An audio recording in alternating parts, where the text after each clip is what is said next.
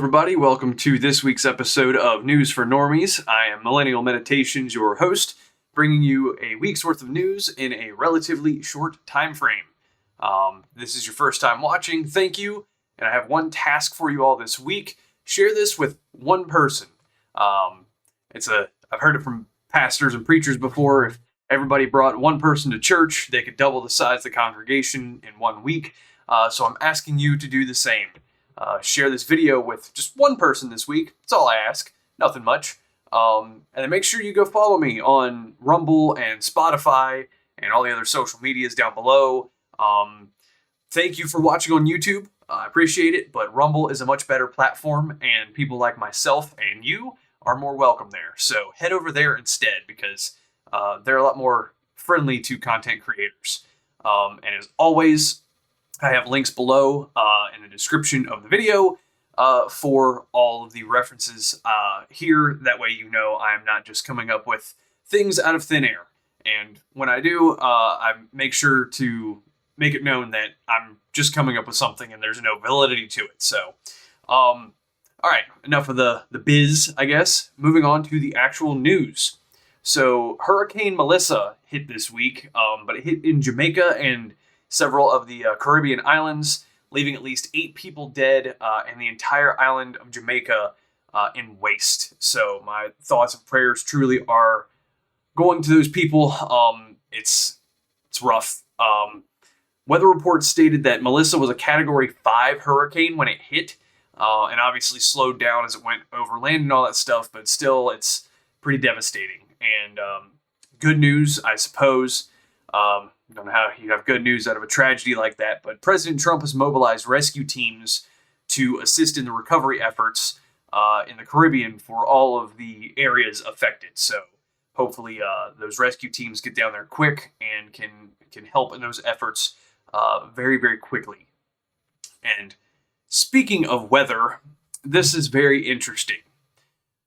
People have often claimed that human activity on this earth has contributed to natural disasters, intensifying at least. But now, Bill Gates has said that claim is false in a recently released memo. Certainly, climate change will make entire ecosystems die off. It'll make parts of the world, impossible to live in. And so the actual economic and death toll from climate change will be much, much, much greater than what we have with this pandemic. But he's changing his tune now. He's actually rejecting the doomsday narrative in a new memo saying, quote, although climate change will have serious consequences, particularly for people in the poorest countries, it will not lead to humanity's demise. People will be able to live and thrive in most places on Earth for the foreseeable future. So it's funny how this guy spent the last 15 to 20 years claiming that climate change would be the end of the world, like an old-timey religious zealot doomsday preacher. But now he's reversed course. Interesting how that works. Also, Michael Schellenberger has refuted the claims about climate change as well. Judy, I did a piece where I after the sea level rise, I just did an accounting of the number of things. And I was going to just share it with you and see if you would add anything to it, which is, the area of Earth on fire has declined, according to NASA. No increase in hurricane frequency or intensity. 90% of atoll islands have not increased in size or stayed the same. Arctic ice did not decline from 2000 to 2024. Coral on the Great Barrier Reef is at a 36-year high. Crop yields continue to climb, even at higher temperatures. Heat deaths were worse in the 30s. And air conditioners can solve that problem. That's 7, it's like the weakest 7. part, Go ahead. the weakest part of their argument has always been that climate change, that warming is dangerous. Now, this little snippet was from a 9-minute video on his X profile. So I would encourage you to go follow him on there to see the rest of this video and all of his work. There was another video that was about 6 minutes long where he talked about how sea level rise over the last 150 years has not changed, despite all of the experts saying that the sea levels would rise and, Florida would be completely underwater and the Arctic ice shelves would be completely melted. He refutes all of that over there. So go find that video too. And I don't know, you might be pleasantly surprised. I wasn't, especially, as I've said before, and many other people have as well. If the climate change was real, as people have claimed, especially with the sea levels rising, banks and ultra-wealthy people wouldn't be buying beachfront property. That would be a waste of an investment, extremely stupid to do, and would make 0 sense. But go down to Florida, all over the coast, there are huge hotels all over the place. If they were going to be underwater in 10 years, they would pack up shop and move.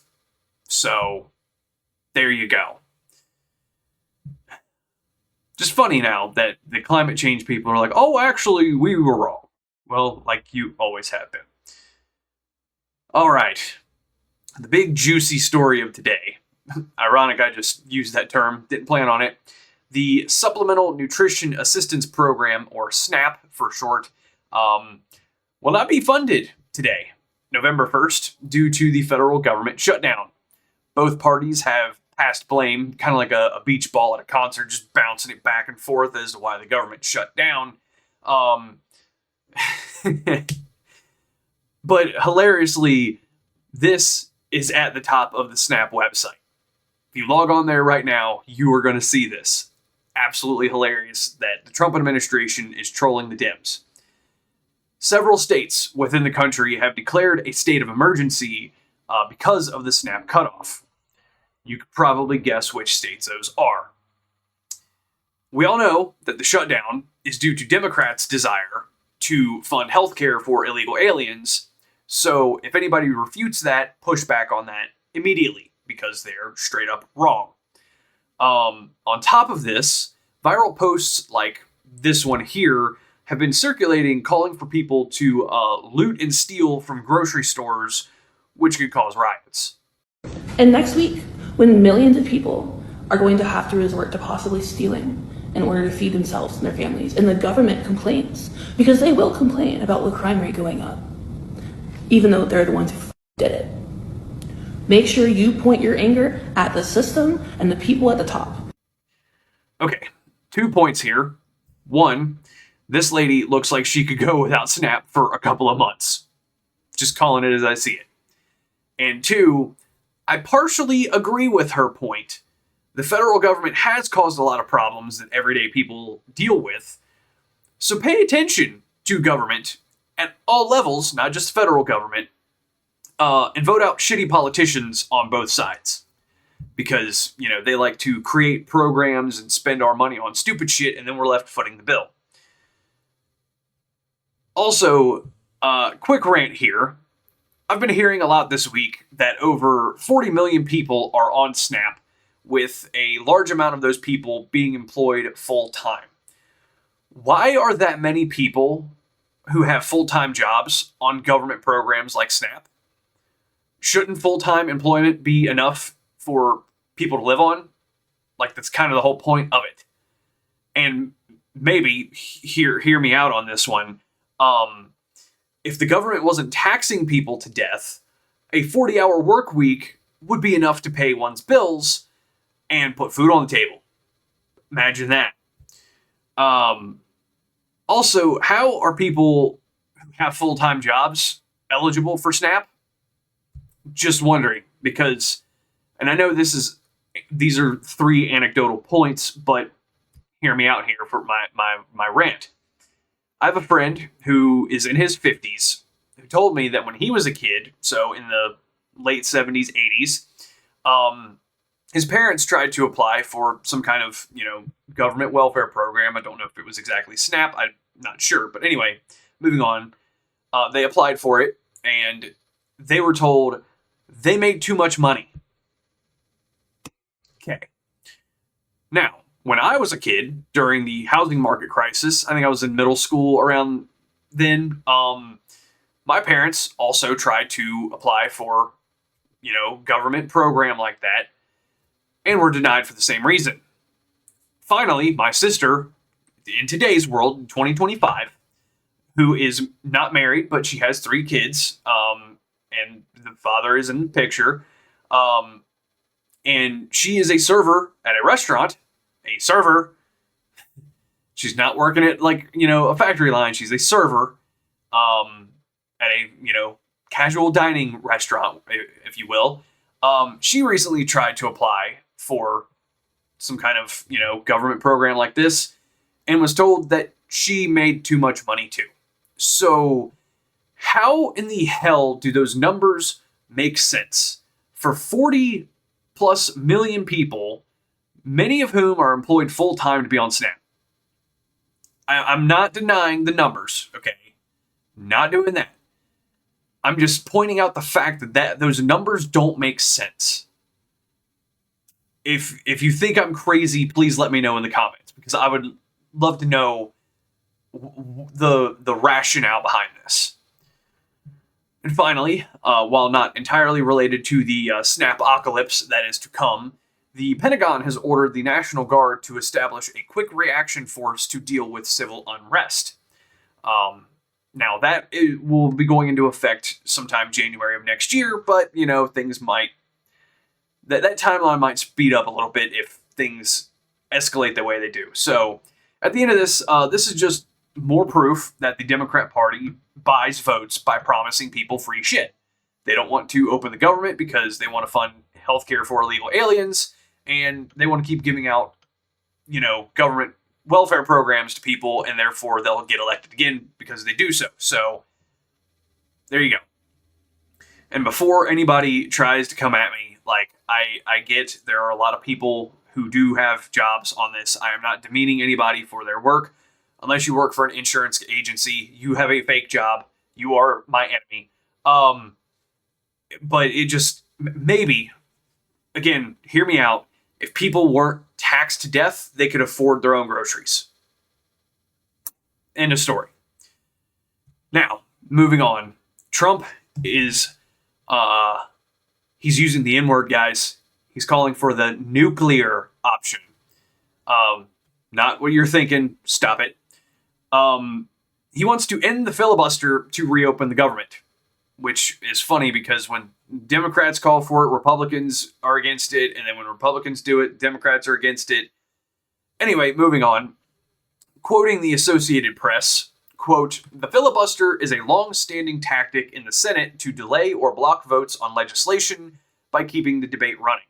It requires 60 votes in a full Senate to overcome a filibuster, giving Democrats a check on the 53-seat Republican majority that led to the start of the October 1st shutdown when the new fiscal year began." End quote. Okay, so clearly that's slanted against Republicans, but you get the point. It's debates, and it requires 60 votes, a supermajority, to end a filibuster. So Trump wants to do away with that. Now, I personally don't like the idea of getting rid of the filibuster because, as they stated here, it is a tactic to delay legislation. So if there's shitty legislation coming through, let's say in 2028, a Democrat gets elected and, the powers switch to the Democrat Party again, and they want to push through a bill to give health care to illegal aliens. Then the filibuster could be used to delay that and possibly block it. So I think the filibuster should remain. The TLDR, keep the filibuster, because the next time the Democrat Party wants to try some bullshit, like we saw during the Biden administration, it can be stopped or halted in some way. Now, reopening the government is simple. Don't give illegal aliens free shit in our country and focus on the American people. End of story. So, that's my rant on the SNAP stuff. I'm sure everybody's heard enough about that this week. So, moving on to something kind of funny. Luigi Mangione, the left's hero. Apparently, he was radicalized in Thailand after getting beaten by a gang of ladyboys and going to the hospital. I can't even believe that sentence came out of my mouth. Moving on. I would say that if you don't know what ladyboys are, just ask someone under the age of 30. Don't put that in your search history. You don't want that there. I'm just going to move on. Now, what led to his radicalization after that was apparently he went to a hospital, got an MRI, and was shocked by the low cost of it in Thailand. And then after traveling to Japan and India and having some time to, reflect on his life, and I think he read the manifesto from Ted Kaczynski, the Unabomber, he went a little cuckoo for Cocoa Puffs and decided he wanted to kill a healthcare CEO. So, if this is all true, then this is the wildest villain origin story I have ever heard. Like, this story is actually better than anything Marvel's written in the last 10 years. It's just so absurd. Absolutely absurd. Moving on, a former Coast Guard lieutenant has been acquitted of charges for calling for the death of President Trump. Here is his picture, Peter A. Stinson, former Coast Guard lieutenant. To no surprise, federal prosecutors in Virginia, no shocker, claimed that Stinson's post on social media calling for the death of President Trump are protected by the First Amendment. Interesting. If I recall, there was a guy, I think it was Oklahoma a couple years ago, who was posting very similar things about Biden, and he was put in prison. So, yeah, shows you that the legal system is hijacked by communists as well. Crazy. And I just thought of this too. Isn't calling for the death of the president a felony? Like, how can you even get around that? Anyway, moving on, for more batshit insanity coming from the left. Jennifer Welch, the host of the I've Had It podcast, she said the quiet part out loud. Finally, if you think this Zoran thing is happening just in New York, and you think people are waking up only in New York City, you're mistaken. Look at this clip of a wine mom at the No Kings March. Play the clip. Whatever his name was? Charlie Kirk, ma'am? Yeah, him is horrible. Horrible. Charlie Kirk is horrible? Yes, I'm glad he's not here. You're glad he's dead? Yes. Why would you say something like that, ma'am? Because he was horrible on the campuses, the college campuses.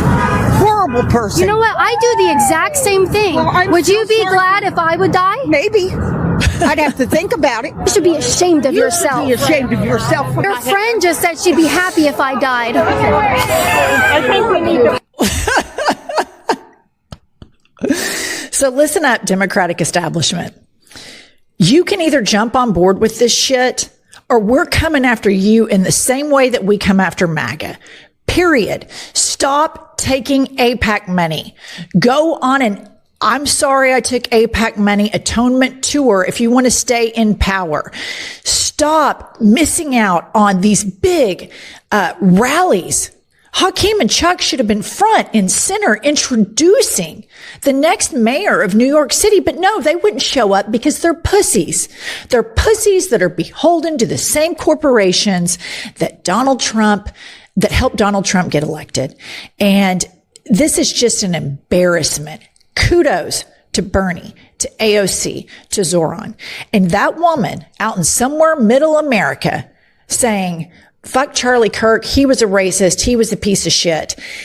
There are so many more of us than there are of them. And these Democrats that continue to play patty cake with corporations and lobbyists, nobody wants that. Nobody wants you. We want politicians to speak freely and look at what the benefit is. Look at what is happening in New York.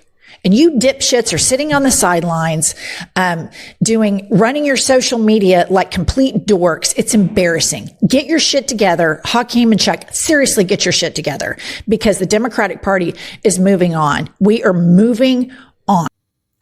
So I know I've pointed this out on a regular basis of the mindset of the left and what they actually think. And now this lady's just flat out saying it. So I'm going to shift my next point here.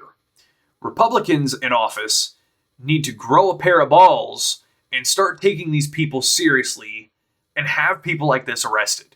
She's literally calling for the death of sitting politicians. No one specifically, so maybe that's how she's getting around it, but she's absolutely calling for it.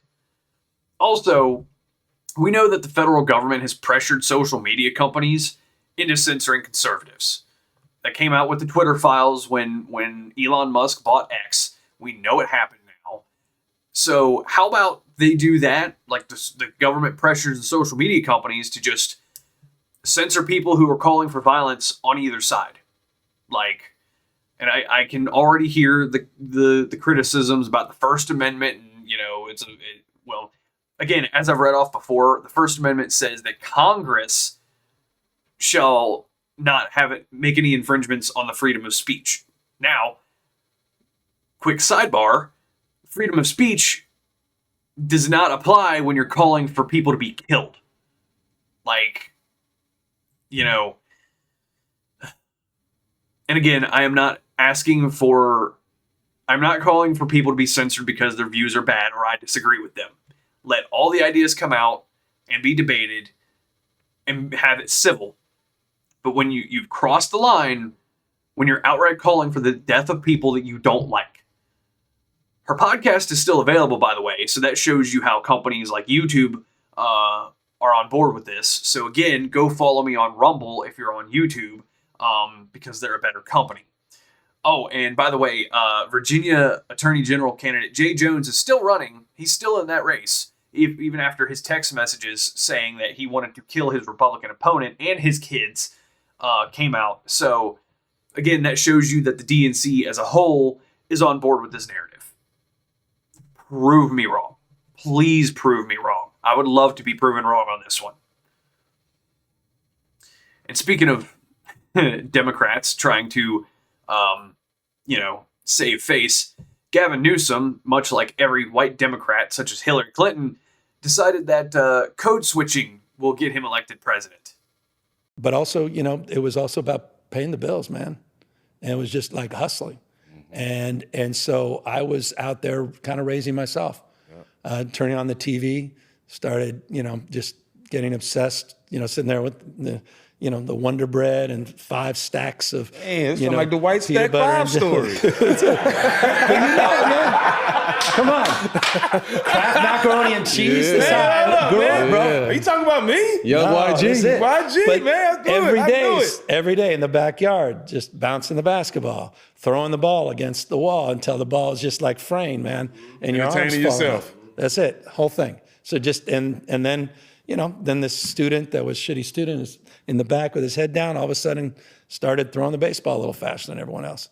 And started, make a few free throws because I was sitting there practicing 500 of them every damn night. And in high school, I look up in the stands, my dad's back up there. Okay, dope. And it's like, man. And then he's bringing his friends, and you're captain of the team, and you're like, geez, and it just saved me, and it got me into college. Now, if you don't know what code switching is, it's when somebody intentionally changes the way that they talk depending on the company they're in. So we've all heard Gavin Newsom talk in front of crowds before. He talks very Californian white, I guess, for lack of better terms. Hillary Clinton tried to put on a Southern drawl a while back. That was, I think, the clip where she always talked about carrying hot sauce with her, trying to appease to black people. It's funny how they can't even get the racial stereotypes right. Anyway, moving on. Good luck, Gavin. I hope you don't win and have to go back to California and disappear and into nothingness. And again, look how well that worked out for Hillary. She posted that picture of herself saying "Happy birthday" to this future president, and then she never got elected. So, yeah, hopefully this has the same outcome. Also, I'm going to say that everything that Gavin Newsom said about his upbringing is bullshit. Newsom's dad was very well off, so the whole story about him growing up rough is likely all bullshit. He's a snake, he's a lizard, he will try to say and do anything to get power, just like every communist will. So, keep that in mind. And,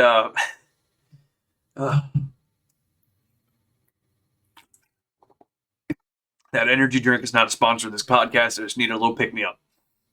So, Democrat congressional candidate Kat Abugazela, I think is how you say it, has recently been indicted for obstructing ICE. She was on a podcast this week and refused to talk about the incident that happened. And in this clip, you will see what she did to get the indictment. The indictment alleges that you and others, quote, surrounded a federal officer's vehicle, banged on its hood and windows, etched pig on the side, and impeded movement. Did you etch the word pig on the side of an officer's car? I'm not speaking to the specifics of anything that's in the indictment right now, but like I said, I do plan on pleading not guilty, and the evidence will come out in court, and I plan on winning. Okay. Well, let's watch the video of what happened that day that they are.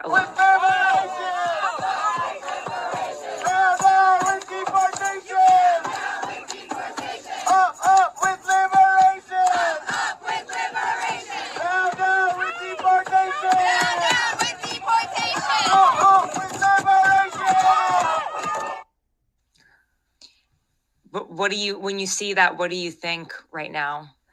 Tara, once again, this is my first time being federally indicted. Like I said, Yeah. I plan on pleading not guilty. The evidence will come out in court, and I plan on winning. Thank you so much for having me. Yeah. Just really quickly, I did want to ask you about just the fact that conspiracy to impede an officer is up to 6 years in prison, forcibly impeding and intimidating an officer is up to 8 years. Is that that could actually hinder your ability to serve in Congress? Are you concerned about that?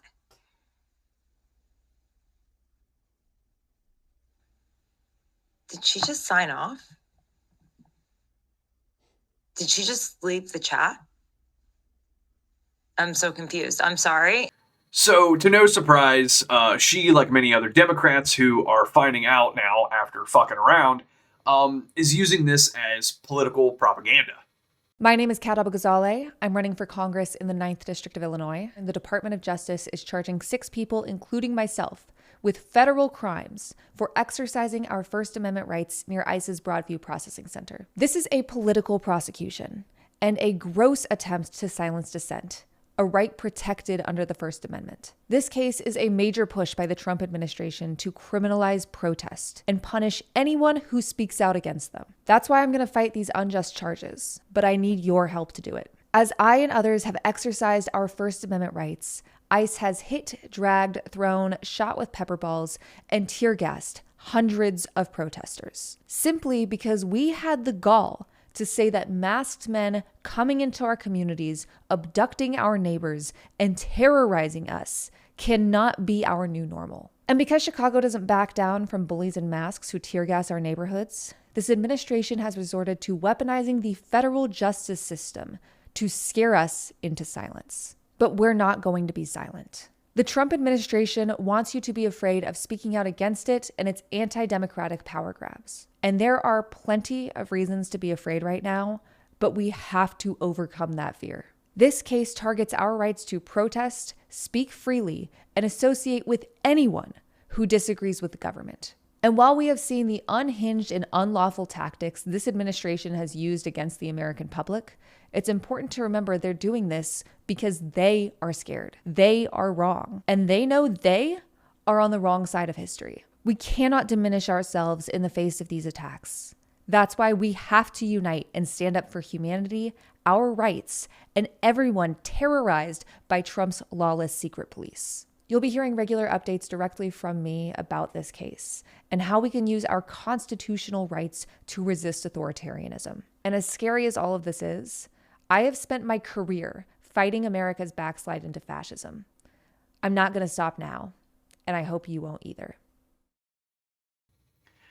Yeah, so Illinois, I hope you realize this lady cares more about illegal aliens than you, and you do not vote for her. Vote for whoever is running against her at this point. I don't even know who's running against her, but I would say they're probably a better candidate than her. So, yeah. Also, when I first heard her name, I did not picture that face to go with that name. You can figure out what I'm saying there. Okay.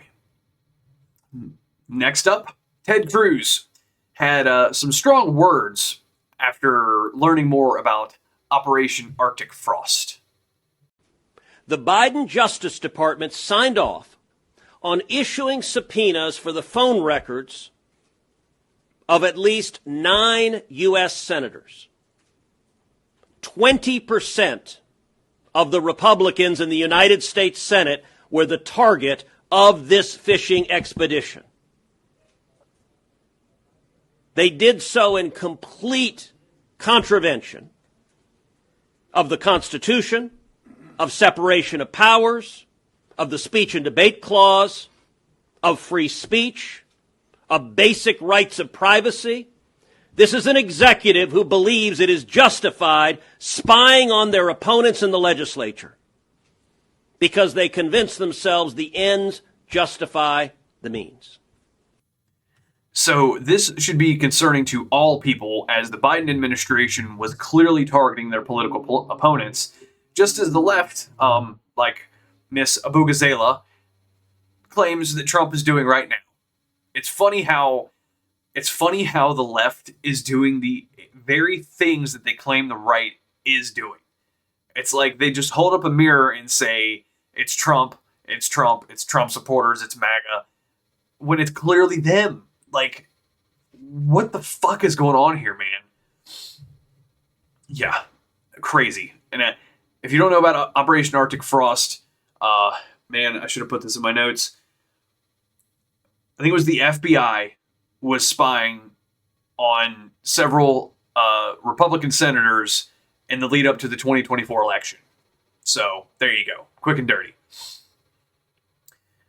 And speaking of investigating, the Justice Department is investigating Black Lives Matter, the organization, for defrauding donors in 2020.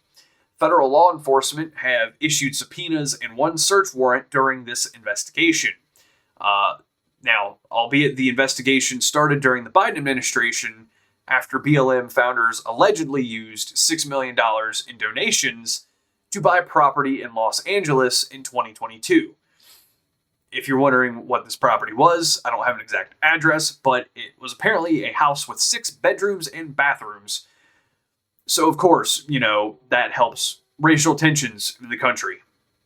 Yeah. Okay. And I think I talked about that a while back, where the founders of BLM were self-avowed communists, but they used money given to them to buy property. Weird how that works. It's almost like we've seen that in history before. And speaking of communists, not President Trump is a communist, but President Trump had a recent visit with Xi Jinping, communist, in Busan, South Korea, to work out trade deals. Now, this is pretty important, so listen up. In the end, the United States will reduce overall tariffs on China from 57% to 47% after Xi made a commitment to take, quote, very strong measures, end quote, to stop the flow of fentanyl into the United States. Trump hinted that if China does this, another 10% of tariffs could be dropped, so it could come down to 37%. China agreed to pause export restrictions on rare earth minerals, which could be, quote, very routinely extended, end quote, according to Trump. So that could go for another year afterwards and another year afterwards until some other trade deals get made or whatever. Excuse me. Finally, China agreed to buy 12 million metric tons of soybeans by January and another 25 million tons every year for the next 3 years. Now, I'm not sure what the conversion rate is, but that's several metric fuck tons of soy sauce. Like, what do you even do with all of that soybean? I truly don't know, man. That's crazy. But you know what? That's good for American soybean farmers. So, if you're a farmer, thank President Trump on that one. Now, this trade deal sounds good, so hopefully this cools tensions between America and China going forward, as well as boost the economy going forward for us and China, I suppose. If you don't know, their economy is in even worse shape than ours. So anything that can keep them from going into full-scale revolt would be pretty good, I suppose, because China falls, then things get interesting. Not that I want them to be ahead of us, but, desperate times call for desperate measures, I suppose. And China may make the same mistake Japan did and try to touch one of our boats. Just saying. So, moving on. Gotta backtrack a little bit and talk about what happened in January of this year. On January 20th, President Trump signed an executive order called Realigning the United States Refugee Admissions Program, citing that the entry of more refugees would be detrimental to the country. Now, just 2 days ago, on October 30th, 2025, the administration set a hard cap of 7,500 refugees per year starting next year. This is a drastic reduction from 125,000 that Biden implemented.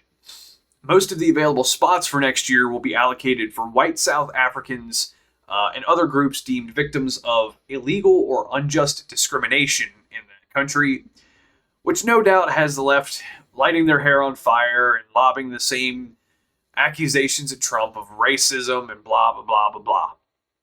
Yeah, but as I talked about a while back too, politicians in South Africa are calling for the death of white farmers because of past racism. So, we can either look at the world as it is or through your fairy tale lens. One of the two. I choose to be in the real world.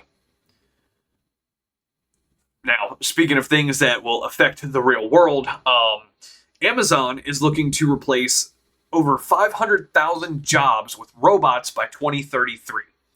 The company is heavily leaning into automation and is looking to automate upwards of 75% of operations in the future. Now, this is obviously horrible for employees at Amazon, so if you work for that company, I would say go to trade school now for something like welding, electrical work, HVAC, or machining. Or, if you live somewhere with a trade school that teaches this, get your CDL and take a job from an illegal alien here from India. That way, you can do a job that pays pretty well from what I've read up on. And you'll be able to read road signs on the highway and avoid causing a multi-car pileup that kills people when you're behind the wheel of a big rig. Just saying. Seems like a pretty good deal to me. Now, finally, I gotta break it out. Yep, there we go. Thanks to retards like Candace Owens, the director of Counterterrorism Center within the FBI was investigating his own leads on the death of Charlie Kirk. Joe Kent, who's the director of counterterrorism at the FBI, was going down rabbit holes about potential groups, foreign and domestic, who he thought were linked to the political assassination of Kirk.